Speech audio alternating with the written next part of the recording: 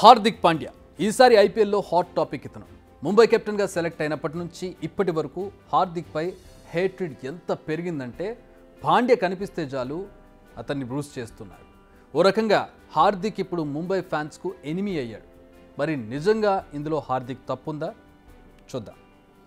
ఈ కాంట్రవర్సీ మొత్తం స్టార్ట్ అయింది ఈసారి ఐపీఎల్ సీజన్ స్టార్ట్ అయ్యే ముందు. గుజరాత్ టైటన్స్ నుంచి ముంబై ఇండియన్స్ గూటికి చేరాడు పాండ్యా. ఓకే, ఇక్కడ వరకు బాగుంది. కానీ దీని మీద విమర్శలు మొదలయ్యాయి. డబ్బు కోసమే పాండ్యా టీమ్ స్విచ్ అయ్యాడన్నారు. కానీ ఎప్పుడైతే ముంబై ఇండియన్స్ ఫ్రాంచైజీ రోహిత్ను పక్కన పెట్టేసి పాండ్యాకు కెప్టెన్సీని అంటగట్టిందో అప్పుడు మొదలైంది అసలైన కాంట్రవర్సీ.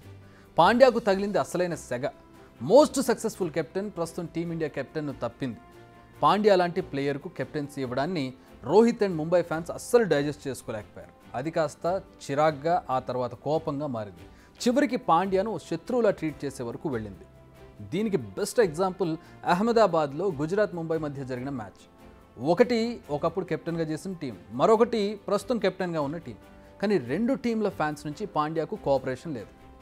పాండ్యాను బూస్ట్ చేశారు. ఇండియాలో ఓ ఇండియన్ ప్లేయర్ను బూస్ట్ చేయడం హిస్టరీలో ఇదే ఫస్ట్ టైం అనొచ్చు. కెప్టెన్సీ మార్చితే ఇంత కాంట్రవర్సీ అవుతుందా? అన్ని టీమ్స్లో ఇదే జరుగుతుందా అంటే నో అనే చెప్పాలి. ఐపీఎల్లో most favourite teams Chennai super Kings, royal Challengers Bengaluru కదా. ఈ రెండు టీంల కెప్టెన్స్ కూడా మారారు. సిఎస్కే పగ్గాలు ధోని నుంచి రుతురాజ్ గైక్వాడ్కి వచ్చాయి. ఆర్సీబీ కెప్టెన్సీ కోహ్లీ నుంచి పాప్కి వచ్చాయి. కానీ అప్పుడు ఇంత కాంట్రవర్సీ కాలేదు. చాలా స్మూత్గా ట్రాన్సిషన్ జరిగింది. కానీ ముంబై ఇండియన్స్ విషయంలో ఇంత కాంట్రవర్సీ జరుగుతోంది. ఆ రెండు టీంల విషయంలో అది కోహ్లీ ధోనీల చాయిస్. కానీ ముంబై విషయంలో అలా జరగలేదు. ఆల్ ఆఫ్ సడన్గా రోహిత్ ఉండగానే కెప్టెన్సీ మారిపోయింది.